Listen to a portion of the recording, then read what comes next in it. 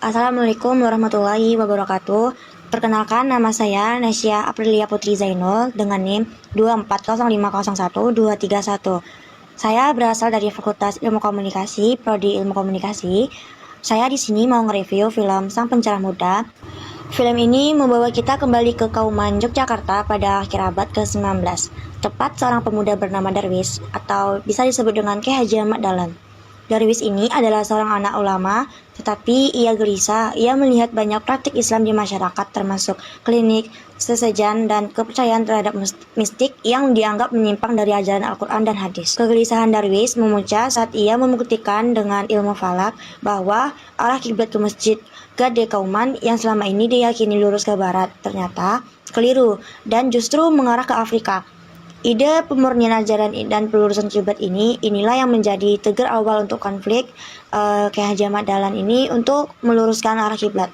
Ahmad Dahlan setelah menunaikan ibadah haji dan memperdalam ilmu di Mekah, Darwis ini kembali ke Kauman yang namanya dengan nama Ahmad Dahlan. Ia memulai dakwah dengan metode yang sangat baru dan revolusioner. Dahlan tidak hanya mengajarkan Al-Quran, tetapi juga mendirikan sekolah modern yang menggabungkan pendidikan agama dengan ilmu pengetahuan seperti sesuatu yang tabu di kalangan ulama tradisional.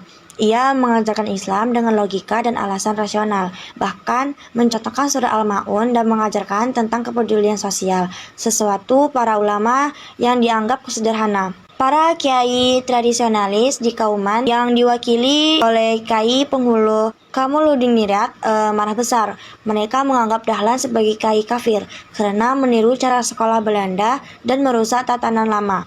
Upaya Dahlan meluruskan kiblat di Masjid Gede itu pun ditolak mentah-mentah. Ia kemudian membangun langgar atau surau kecil dan mengubah arah kiblat di sana dengan perhitungan yang benar, berjarak 23 derajat dari arah barat semula. Langgar ini menjadi pusat ajarannya. Kelompok tradisionalis yang termakan hasut akhirnya bertindak anarkis. Dalam salah satu adegan paling menyentuh, langgar Dahlan dihancurkan dan dibakar habis-habisan. Dahlan terpuruk dalam kesedihan dan keputusannya, merasa gagal dan hampir menyerah pada keperjuangannya. Di titik terendah ini, peran istri Dahlan, yaitu Siti Walidah, sangat menonjol. Ia dan murid-murid setia Dahlan seperti Sutja, Sangiyu, dan Hisyam meyakinkan Dahlan bahwa perjuangan harus terus berlanjut.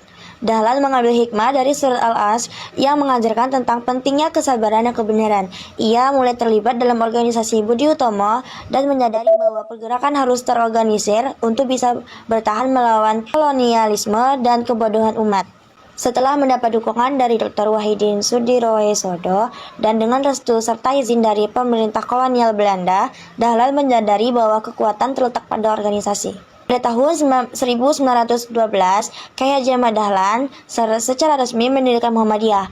Organisasi ini bertujuan untuk mendidik umat Islam agar berpikir maju, rasional, dan beramal soleh. Muhammadiyah tidak hanya berfokus pada ritual, tetapi juga pada bidang sosial, kesehatan, dan pendidikan modern. Film ini berakhir dengan gambaran keberlanjutan keperjuangan Muhammadiyah yang menegaskan warisan Ki Haji Ahmad Dahlan sebagai tokoh yang tidak hanya meluruskan kiblat fisik, tetapi juga meluruskan kiblat berpikir umat Islam di Indonesia.